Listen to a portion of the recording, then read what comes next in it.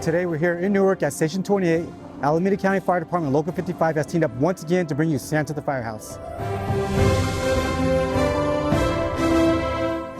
The community came together and brought new unwrapped toys to support our holiday toy drive. All the toys collected are going to various nonprofits in Newark and Union City.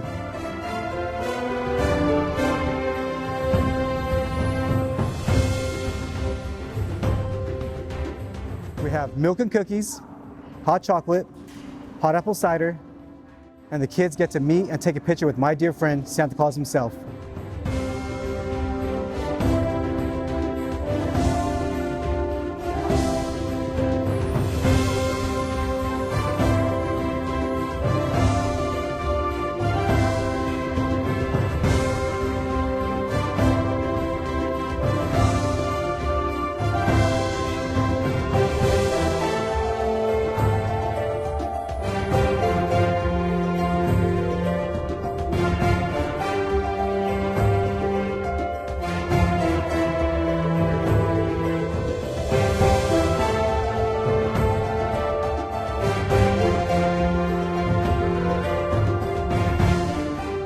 I want to thank all the volunteers for helping out, and I hope to see you all next year.